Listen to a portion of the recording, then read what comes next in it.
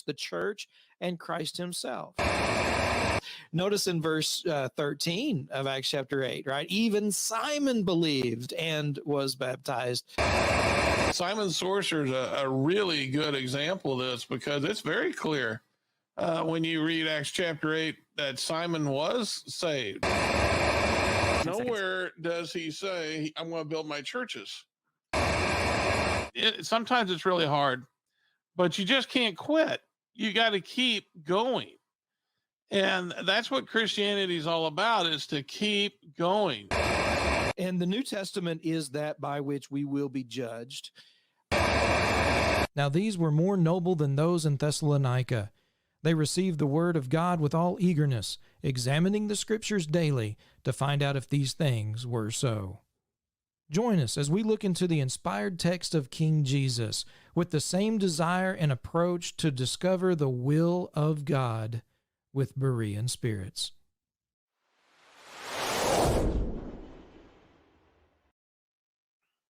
Hello and welcome back to Berean Spirits. My name is Chris Peltz. I'm the evangelist working with the Southside Church of Christ here in Springfield, Missouri. And joining me today, as always, Mr. Richard Dodson with the Kearney Church of Christ up in Kearney, Missouri. Richard, how are you doing today? I'm doing good, but we're a little light as far as Bereans go. Yeah, I know. We don't have a couple of guys with us. Yeah. We got some guys that were busy traveling and weren't able to make it. Some guests we doing some preachers training. They have some kind of preacher meeting where they get some training, and from what I understand, Chris, they get fed for free. Not only they get free room, but they're getting fed for free. Right. So that's why so many of these preachers go there. That's right. Yeah, they don't want to miss a meal. That's right. I know. I'm thinking that we need to go there too. Yeah, really. Yeah, man. Yeah, we could use all the training we can get. Yeah. Yeah, that's right. Oh, yeah. Well, Lord willing, they will be back with us next week, and get back to our normal little panel and group. And so, but if folks want to check out who all generally is on the program, Josh Thornhill and Craig Benny, myself and Richard, go to bereanspirits.com and you can find out more information there. bereanspirits.com, and you can find information about the work that we're doing, and where, of course, we preach regularly as well. Well, Richard, today we're going to be talking about advice for young followers, and this is it's an interesting, I think, topic and subject, because a lot of things that we're going to be talking about aren't just for the young followers. I think we can kind of gear things a little bit more towards them, but really, I think the advice that we would have to give and consider are things that, at least for myself, you can speak for yourself, but are things that either I wish someone had told me, or someone did tell me. And in fact, some things you told me when I was a young man and a young Christian as well. And so, while certainly, we would have young believers in mind, these are things that I think would be good for new Christians, regardless of age, but also for anyone and everyone who's just kind of examining themselves and making sure that they are, in fact, following the Lord. Well, our other Bereans, Craig and Josh, are young by my definition. So I've always been hesitant to think of a topic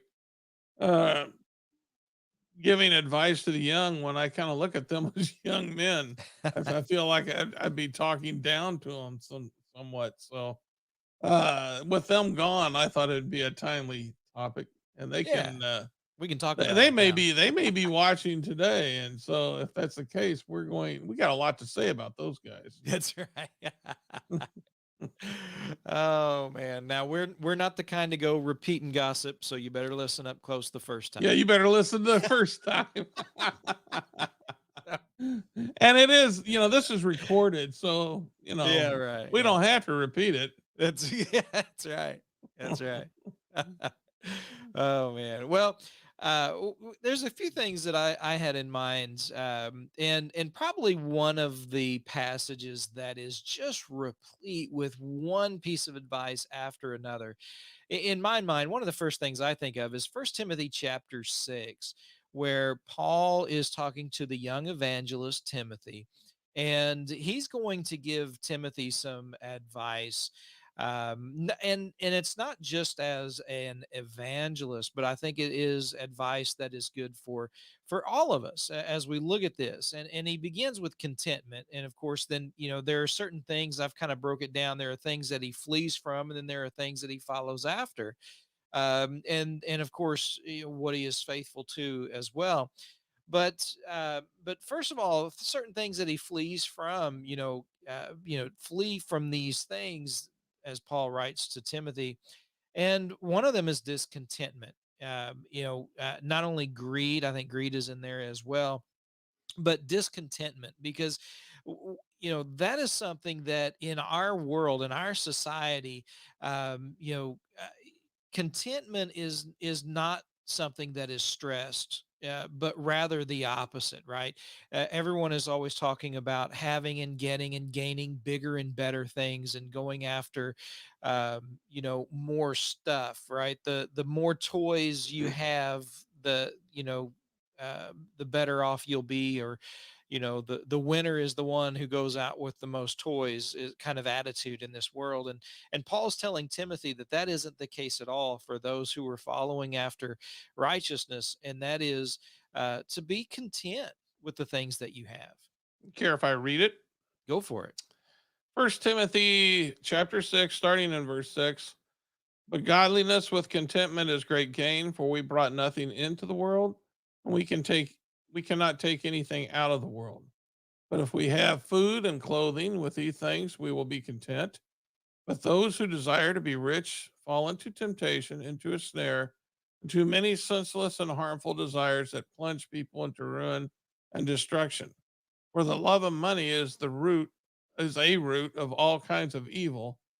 It is through this craving that some have wandered away from the faith and pierced themselves with many pangs. But as for you, O man of God, flee these things. Pursue righteousness, godliness, faith, love, steadfastness, and gentleness. I think that's, he goes on, fight the Yeah. good fight of faith. Yeah. So, Yep. yeah. And so, and really, I mean, for young preachers who are, considering this particular verse, I mean, you've got things that you flee from, things that you follow after, things that you fight for, and things that you're faithful to. And I mean, there's four awesome points right here in this particular text, and they all make for great advice for those who are interested in serving God and being faithful to Him. Yeah. Well, if you put your heart in money, you're going to be disappointed because money is not something that you can, put your faith in. You can't even put your faith in men. Men are going to let you down from time to time.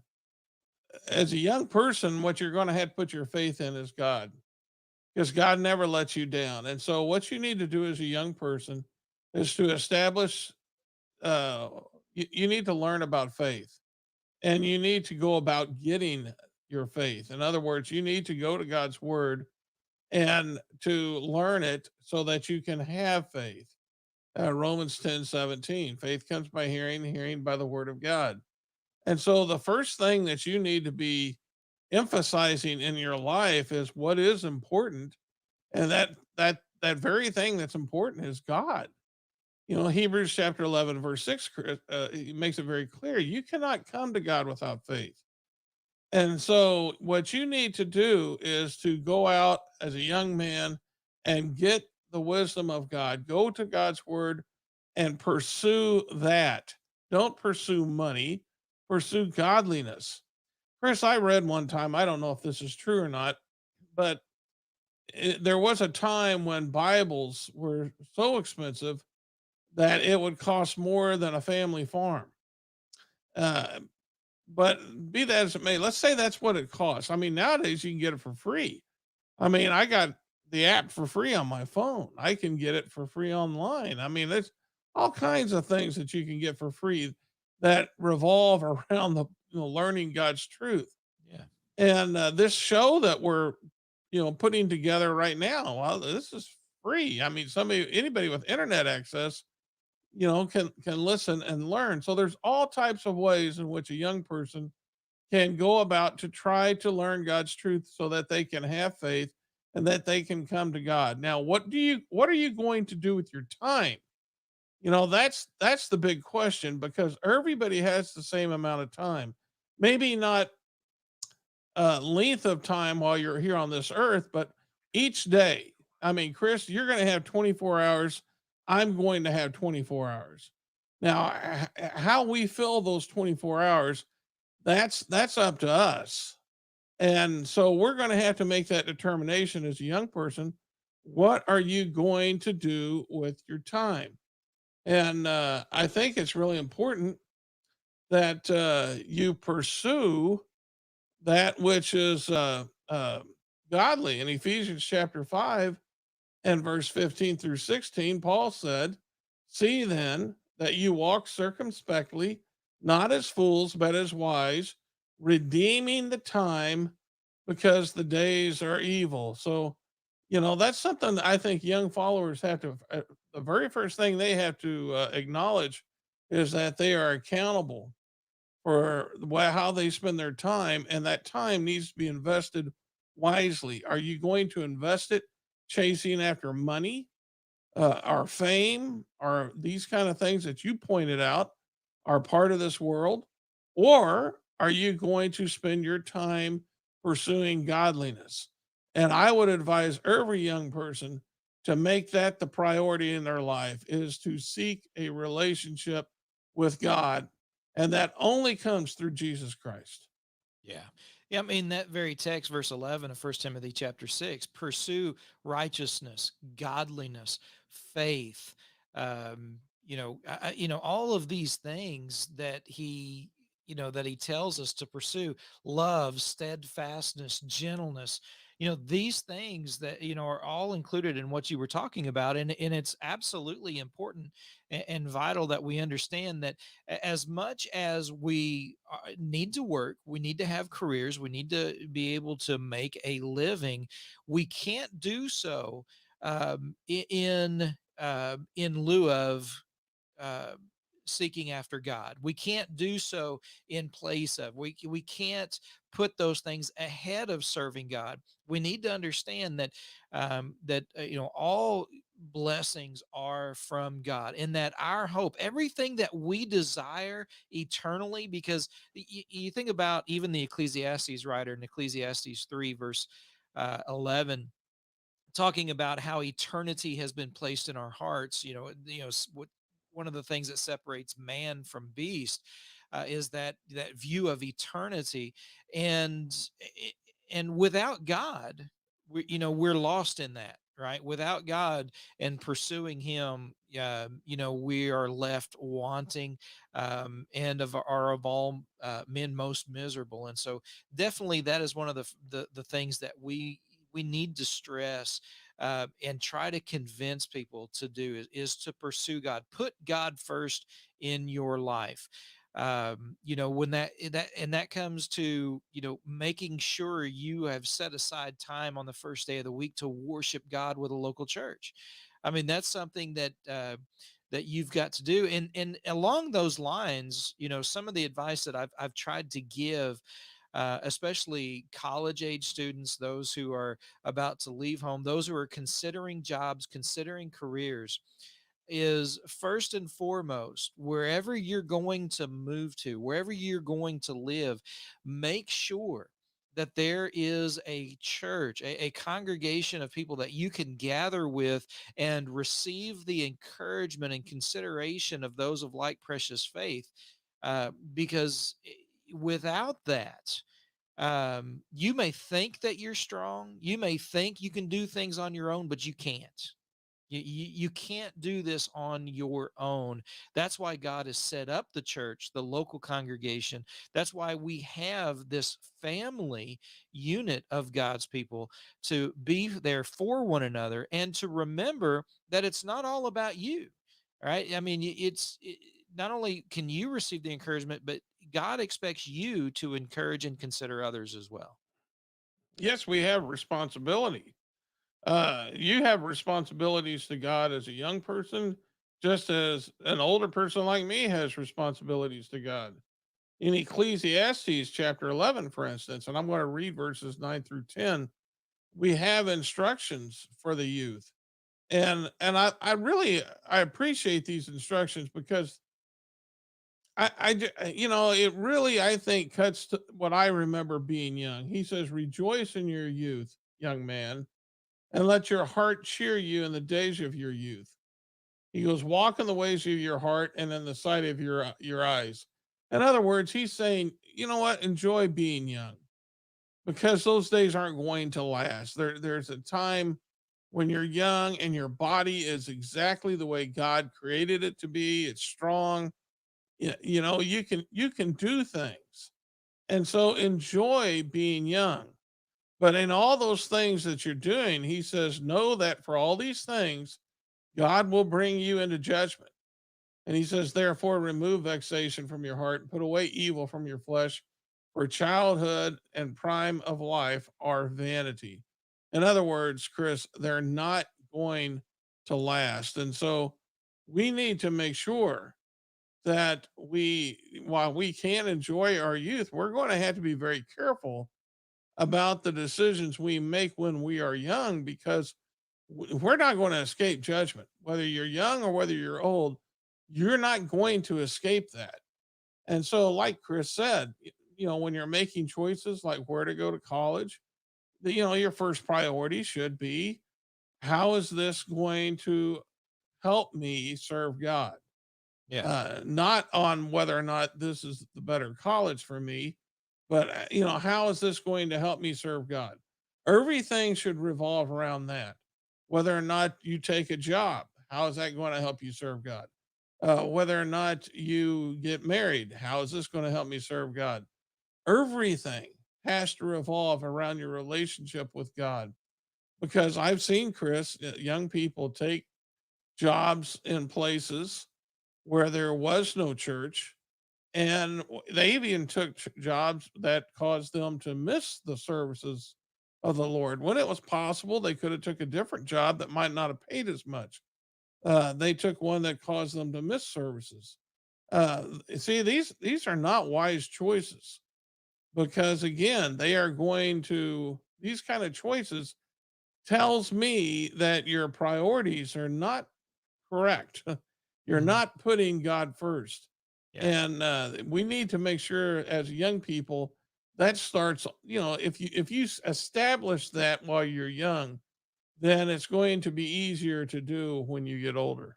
Absolutely. Yeah, absolutely right. Folks, those who are tuning in and listening to us live, if you want to join the conversation, you have some thoughts or some comments or even some questions, go ahead and leave those in the comments. We'll do our best to get to those. Richard's working a little double time as not only working the board and all behind the scenes, but helping me to make sure that folks have another voice to listen to other than just mine, since Josh and Craig are both gone. And our brother John Mundy. Our prayers go out to him and his family, and they're just not feeling well, and so he wasn't able to join us either. But if you want to join the conversation, you can leave comments. We always appreciate those who tell us where you're listening from. We love hearing about those who are listening, whether it's just from coast to coast here in the U.S. or if overseas somewhere. And so we do appreciate those who comment and let us know where you're listening from as well. So, Richard, you mentioned a couple of things, not only about jobs, but you mentioned marriage as well. And you know, for young people, there's something that I think is important for us to stress, and that is not only the value of marriage, the value of friendships, but surrounding yourself with those of like precious faith, and marriage is part of that. You know, the biggest help that you could possibly have when it comes to your service to God is the one that you marry. Whether you're a young lady, dating a young man, or a young man dating a young lady, one thing that needs to be considered is, are they helping you in your service to God? Are they keeping you from your service to God? Are they not challenge? Challenging can be in a good way. You can, talk about, they're challenging me to be a better person, to study and learn more. But at the same time, there can be challenges. They're challenging me to, in helping me maybe in my study and my growth, but they're challenging me because they don't believe the same way. They're making it more difficult, and we can't share the most important relationship that you have with one another, and that is your relationship with God. If you cannot share that relationship and encourage one another in that relationship together, then it isn't going to be easy moving forward, and you're making things more difficult on yourself. Now, it's no guarantee, right? I mean, people fall away, people sin, people fall short, people turn away from God.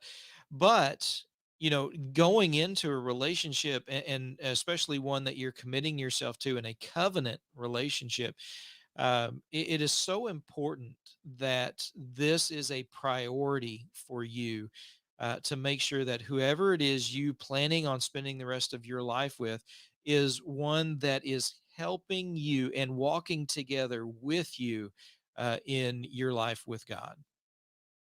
Ecclesiastes 9, verse 9. Look on life with the wife whom you love all the days of the life. So you're supposed to look on life. In other words, you have a companion as you see the problems, the challenges, the joys of living. You have a companion. And I'll tell you right now, Chris, it's going to be very hard as Proverbs 5:18 says, to rejoice with the wife of your youth. It's going to be hard to rejoice with your wife if she's not a believer, Yeah. because you're constantly going to be thinking that she's lost. And that's going to be hard for you to rejoice in the Lord.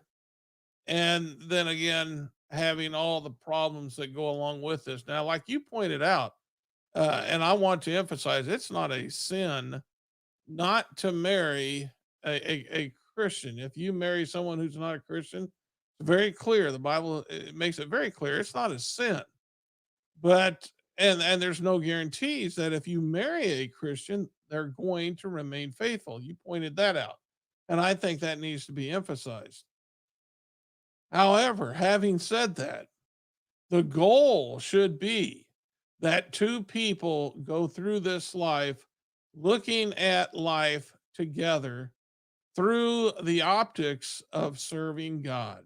Yeah. And if that can be accomplished, then your marriage is fantastic.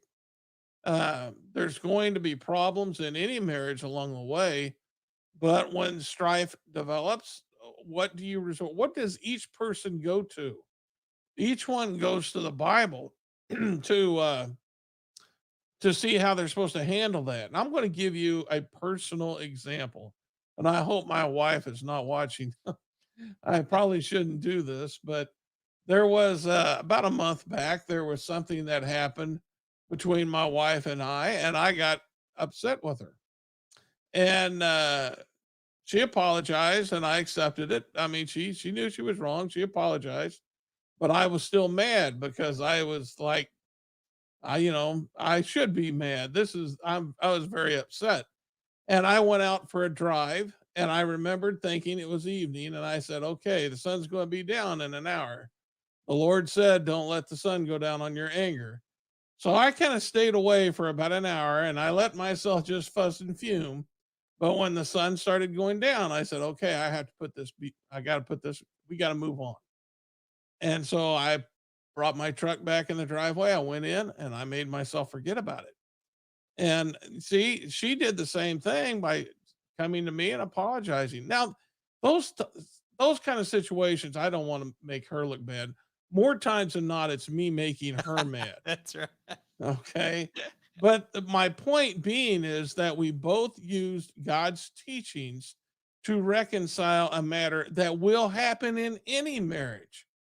And so that's why it's so very, uh, it's better if you do marry someone that you can share your faith with, Yeah. who agrees with your faith, because your marriage is going to be smoother. And then likewise, it's going to be helpful in raising your children. Well, and that's an important point right there, because if you have two people of two different faiths who are married and they have kids, that is going to be a battle and a struggle.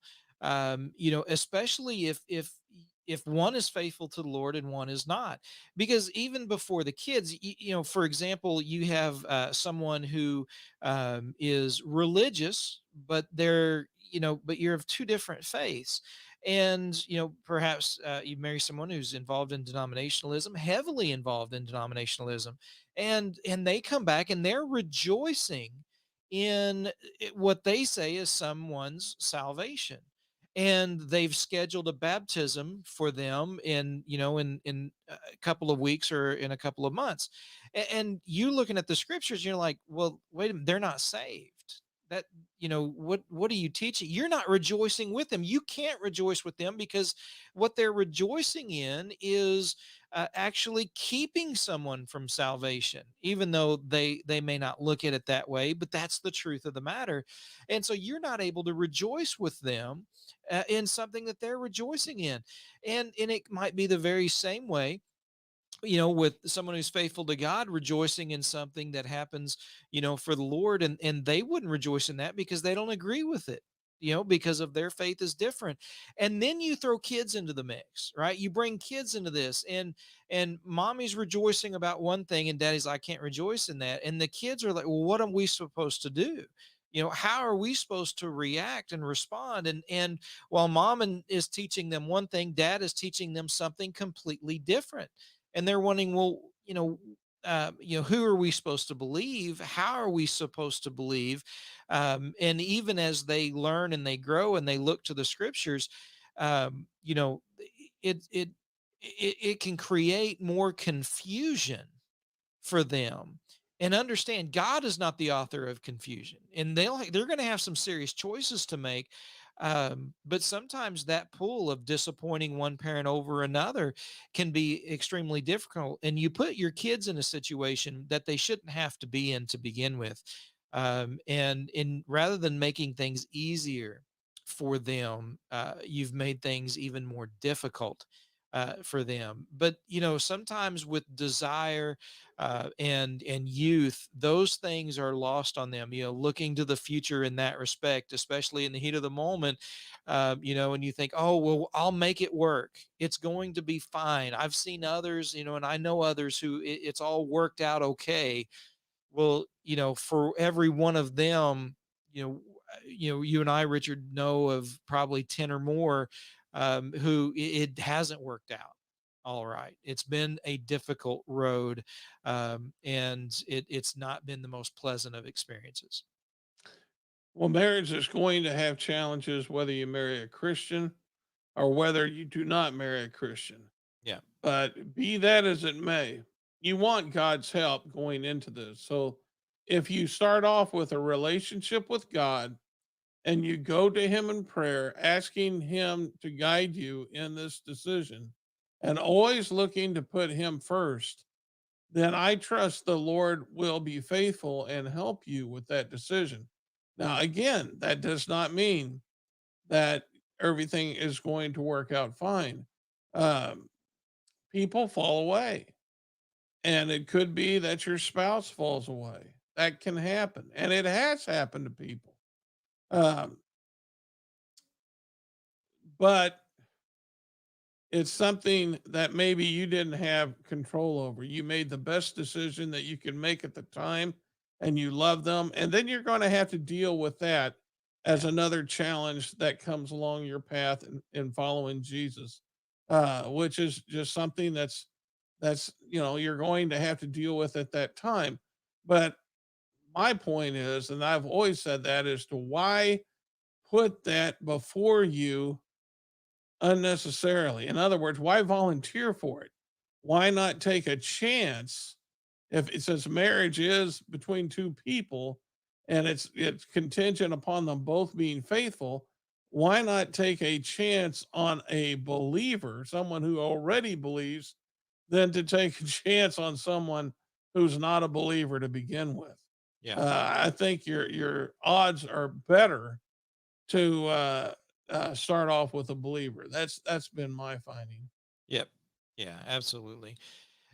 Again, folks, we appreciate those who are tuning in and listening. If you want to join the conversation, you have a comment or a question, you can leave that below. We do appreciate those who take the time to comment and let us know that they're listening, and even put in there where they're listening from. And so we do appreciate that. Go to our website, bereanspirits.com. You can find out more information there about the works that Richard and I are involved in, and the other guys of the Berean Spirits. Whether if you're going to be in the Springfield, Missouri area, perhaps you're coming to Branson or Bass Pro or something here in Southwest Missouri, make plans to stop by the Southside Church of Christ, whether on a Wednesday night or a Sunday morning. You can go to southsidesower.com. Southsidesower, SOWER.com is our website. Or if you're going to be up in the Kansas City area, up on the north side of Kansas City, just north of Liberty, Missouri, is Kearney. It's not a very long drive to go up there and visit with them on a Sunday. You can go to kearneychurch.com and find out more information there about where Richard is preaching and teaching in Kearney, Missouri, as well, if you're up in the Kansas City area. Yeah, we'd love to have you. Chris, another uh, part of life that we haven't talked in depth about is work, Yeah. and that's the work that we choose to be a part of, and what we actually, how much do we put into our jobs? But work is important.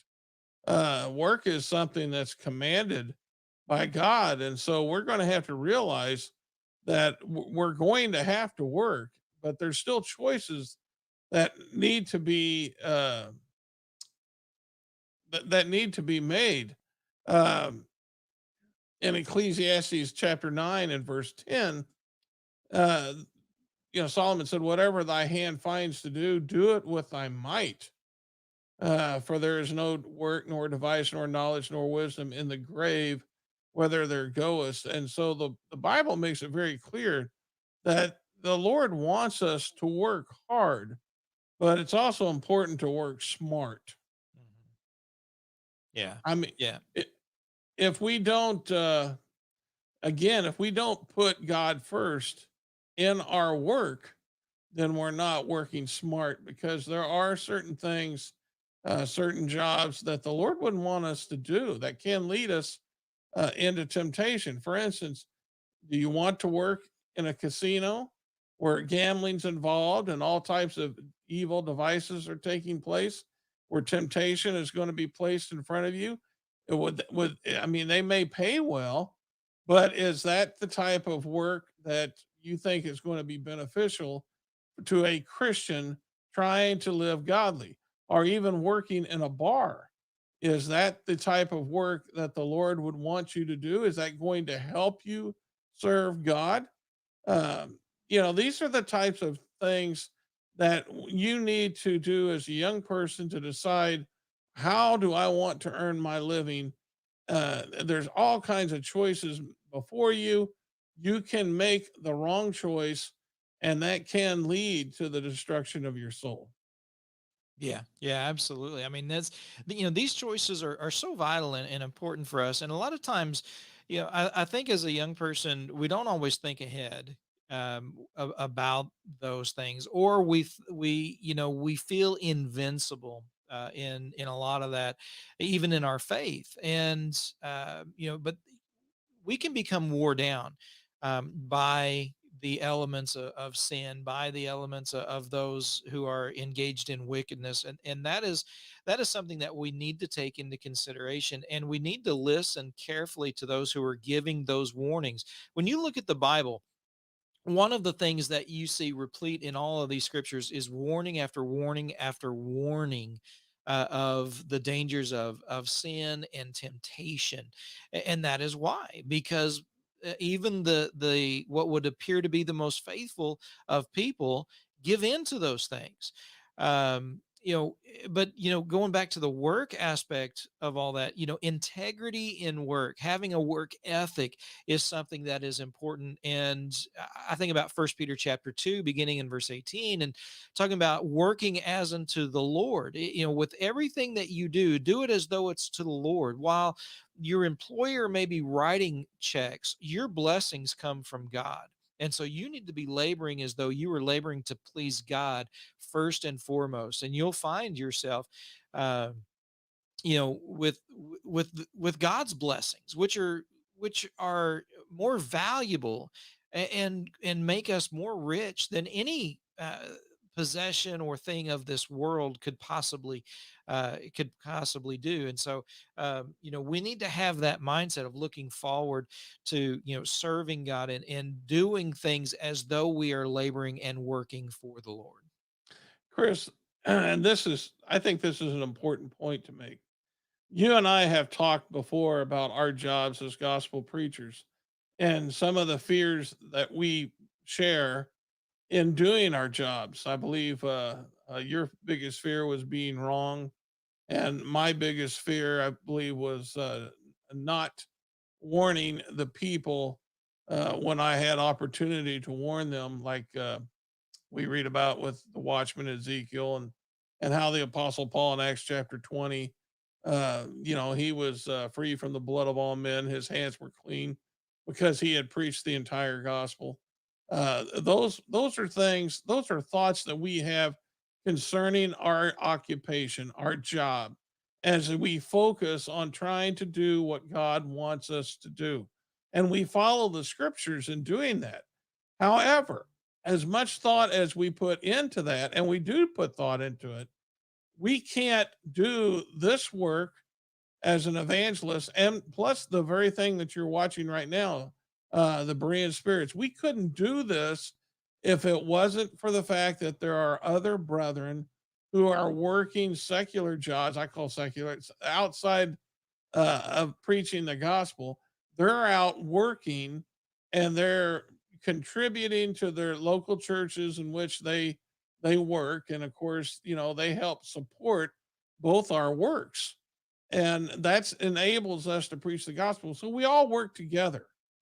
But as you and I put thought into our job as gospel preachers, and we have those who help us with their work, they likewise need to put the same amount of thought into their jobs as well, thinking that as they work, they need to be glorifying God. How does God want you to do that job? In other words, what's your biggest fear that's going to hinder you from doing that job as God would want you to do? And that's is important for a gospel preacher, and it's likewise important for the pharmacist. It's important for a lawyer. It's important for someone who works in a auto repair shop. Whatever occupation you have, you need to think about, how can I be pleasing to God in performing this job? And you need to give that some thought. That's something that's very important, because if you're only working, if you took that job just for money, if that's your whole purpose, was because that was the highest paying opportunity, you need to keep passages like Ecclesiastes chapter 5 and verse 15 and 16. You need to keep these in mind. It says, as he came forth of his mother's womb, naked shall he return to go as he came, and he shall take nothing of his labor which he may carry away in his hand. And so, and he goes on and talk about uh, his labor, and he may have labored for the wind. We don't want that. we want to make sure that our work is beneficial, whether we're working the work of an evangelist or we're working something outside of that, maybe as a beautician or whatever it may be. We want to make sure that when we leave this world, we can take our works with us. And we can do that if we're doing that job to glorify the Father instead of looking to see how much I can get for myself. Yeah. Yep. Great point. And one that I think is would be excellent to leave folks with as far as that goes. And man, there's so much other advice that is throughout the scriptures that we could give, that we could talk about. And I don't know if Richard, if there's one more that you just got to get out, before we leave the program today. Yeah. That I got to get out. Yeah. Yeah. Yeah. Uh, you know, listening to your elders, I think, is something that's really important. People who have been there before you, and if you find people who have been faithful to God who are older, and it's not a bad thing to go and seek their advice and find out, what they have done. In Proverbs 12, verse 15, it says, "The way of a fool is right in his own eyes, but he that hearkeneth unto counsel is wise." And so we need to be really careful about where we get advice from, and make sure that, uh, oh, who was it, Chris? The one that got advice from his young friends instead of listening to those who were older. Oh Um, yeah. You Solomon's son. was it Yep, the son Absalom? no, Sure wasn't Absalom? Rehoboam, and, Yes, Rehoboam. That's him. That's him. yep, That's him. Yep. Yep. Oh, all right. You're right. You're right. I should have went with that on that.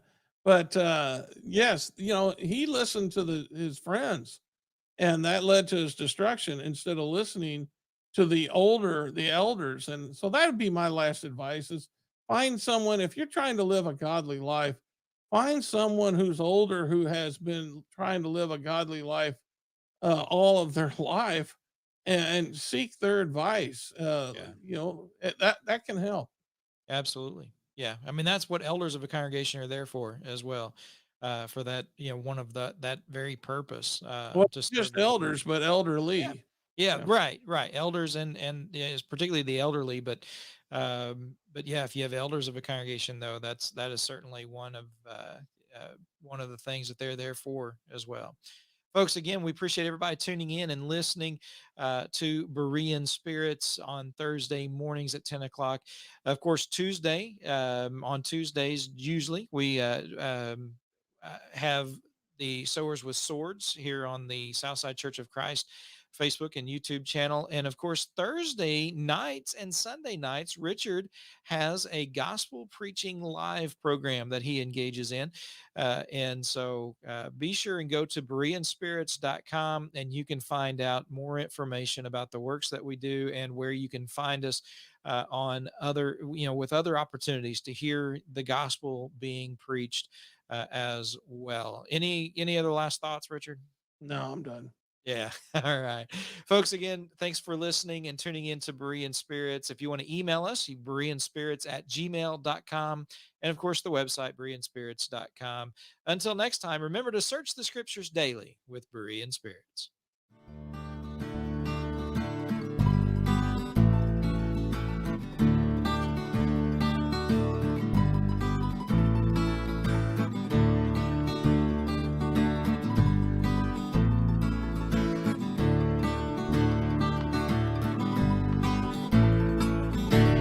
Thank you for watching Berean Spirits.